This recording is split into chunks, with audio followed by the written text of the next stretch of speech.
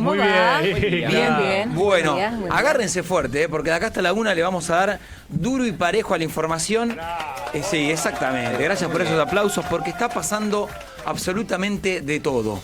Y en materia política, sepan que hoy el Círculo Rojo va a mirar con detenimiento el Senado. Porque va a haber una sesión donde se va a tratar el famoso decreto de necesidad y urgencia que publicó el presidente de la Nación, ni bien asumió, porque ese decreto tiene más de 400 artículos que modificaron muchísimas leyes y porque la oposición está muy cerca de ponerle un freno, por lo menos medio freno, a ese DNU hasta tanto lo debata diputados. Y en el medio de todo eso, como si fuera poco, hay un enfrentamiento ya público entre el presidente y su vice, como si la historia argentina no marcara esta situación. Bueno, Javier Milei versus Victoria Villarroel. Ahora bien, hay un actor central en este día que va a ser Unión por la Patria, que va a ser el peronismo. Está en comunicación con nosotros el senador nacional Oscar Parrilli. Sé que hay una reunión de bloque clave en minutos, así que Parrilli, gracias por atendernos. ¿Cómo le va? Buen día. Buen día, Ramón, y buenos días a toda la audiencia de Radio Splendid. Bueno, a ver, escenario para hoy. ¿Qué es lo que esperan por parte del peronismo? Nosotros lo venimos, las autoridades de nuestro bloque lo vienen pidiendo desde el mes de enero, cuando ya se habían vencido todos los plazos.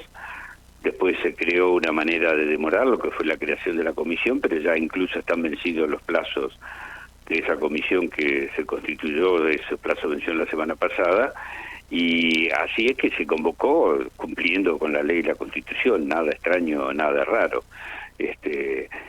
Hay varios temas a tratar hoy, hay algunos que hay acuerdo, que nosotros, nuestro bloque lo va a votar favorablemente, pero obviamente el DNU, los 33 senadores de Unión por la Patria lo vamos a votar en contra porque desde el primer momento lo manifestamos. Además hemos dicho que si el gobierno del presidente Milei quiere discutir cada uno de los temas, que los mande como proyectos de ley, que nosotros estamos dispuestos a debatirlos, pero no en DNU de más de 300 artículos que modifica como 30 leyes o un ley ómnibus de 600 artículos.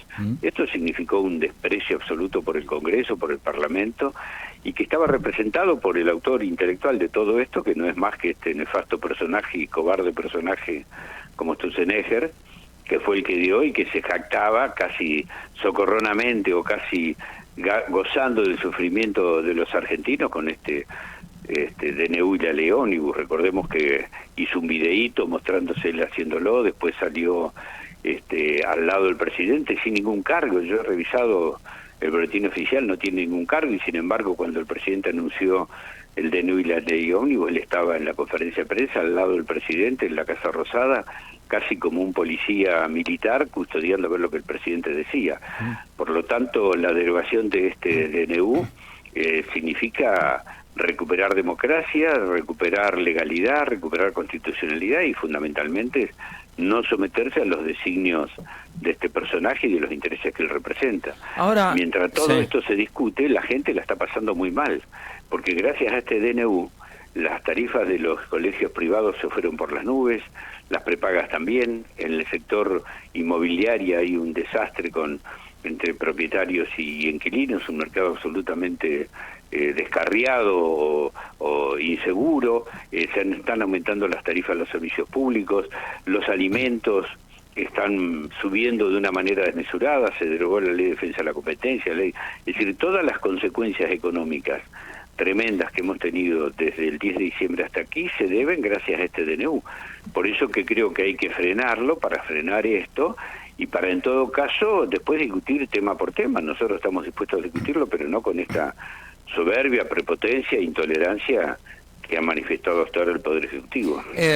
Me quedo con esto último, Parrilli, esto de discutir tema por tema si se envía como proyecto de ley, pero ¿tenía margen la vicepresidenta para no convocar a esta sesión? No podía hacerlo porque ya estaban todos los plazos vencidos que establece la Constitución, que establece la ley. Ahí incluso había denuncias penales contra ellas porque no lo estaba cumpliendo, de manera que se vencieron los plazos que establecía la ley, pero después se buscó una artimaña que fue nombrar la comisión. La comisión se reunió, vencieron los plazos y la ley dice que vencido el plazo de constituir la comisión, con o sin despacho de comisión, se tiene que tratar el DNU. Y estaba el pedido ya O sea, no solo de nuestro bloque, no es sino que, de otros senadores, claro, otros senadores que estaban pidiendo. De manera que si ella no lo hacía, estaba incumpliendo la Constitución y la ley. Se estaba exponiendo a a que avance la causa penal contra ella, ¿no? si ella no convocaba, iba a avanzar una causa penal contra la vicepresidenta. Ya hay una denuncia penal. No sé quién la hizo, hay unos que lo han hecho precisamente por no haber convocado en términos, pero bueno, por lo menos ahora convocó. Pero además estaba el pedido ya, reitero, no solamente de los senadores de nuestro bloque, sino de otros senadores que han votado con el oficialismo y que dicen acompañar al oficialismo. Cuando ayer usted leyó el comunicado, supongo que lo leyó de Presidencia, donde hablan de una agenda, hablan de cortarse solos, sin mencionar a Villarroel, pero queda claro que Milei está mirando a su vice diciendo, ¿qué estás haciendo? ¿Por qué avalas esto? Yo supongo que lo deberían saber. Creo que son un gobierno que tiene que saber y que además Milei tiene todo un cuerpo de asesores allí que le debe explicar lo que es la Constitución. Bueno, ya sabemos lo que pasó con el aumento de sueldo, ¿no? Como dijo Cristina. Firmó, cobró y lo descubrieron, ¿no? Si no sabe lo que firma, estamos en problema. Entonces, creo que además este DNU, de 300 y pico artículos de ley ómnibus, no sé si lo leyó todo, la verdad, porque con los antecedentes que tenemos del aumento de sueldo, lo que hizo, es que después salió a arrepentirse y a darlo de baja, pero ni él sabía lo que había firmado. Entonces, me parece que estamos en un problema serio, por eso nosotros decimos, si quiere tratar los temas, estamos dispuestos a tratarlo, pero uno por uno. Ahora, por tema. Ahora, Parrilli, acá Sebastián Davidoski lo saluda.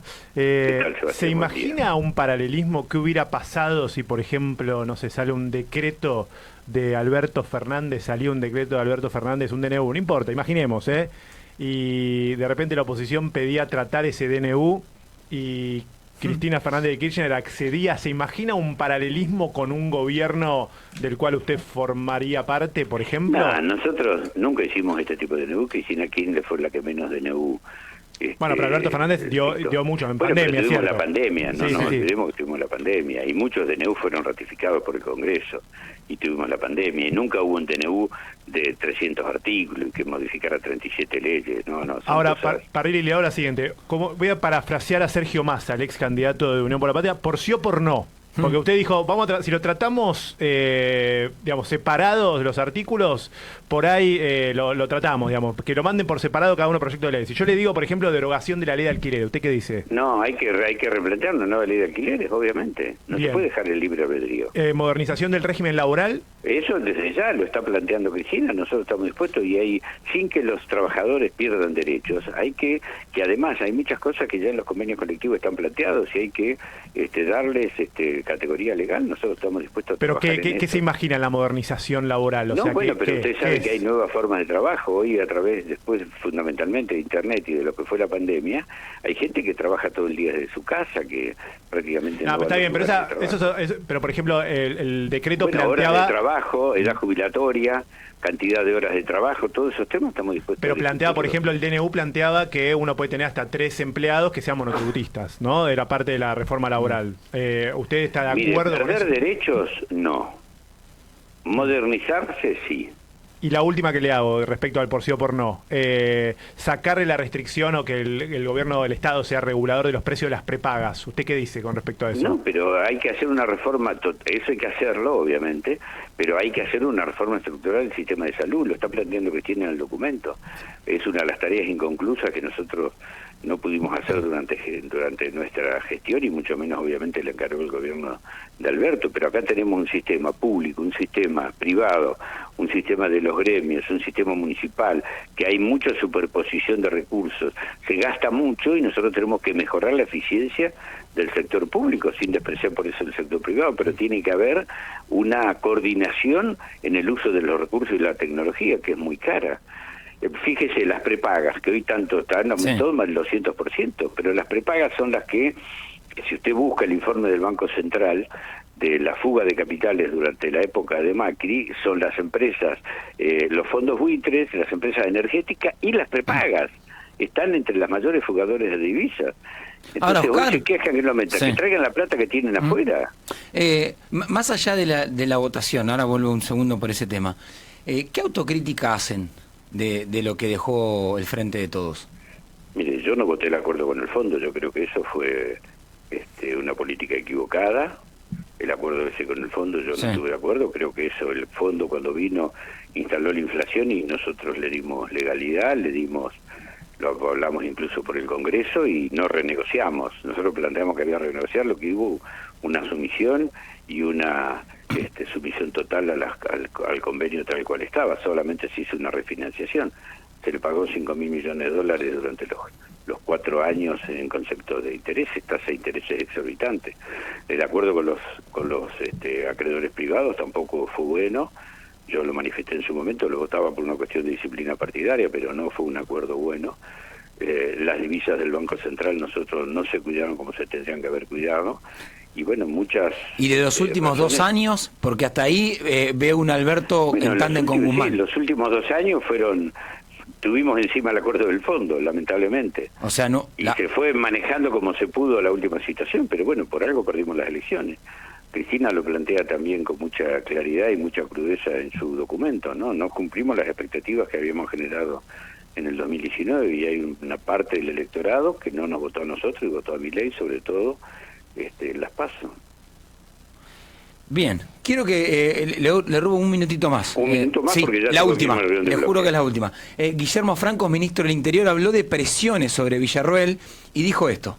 Creo que hay un tema de presiones en el Senado para incorporar el tema del tratamiento del DNU en el temario de la sesión que se requería hacer esta semana y que la presidenta Villarroel podía haberlo evitado, pero la presión la hizo incorporar ese punto, ¿no? Ella tiene también el tema de cómo construir mayorías en el Senado para tratar los proyectos del Ejecutivo y aparentemente algunos de los sectores que constituyen esa mayoría la estaban presionando para incluir este tema en la sesión.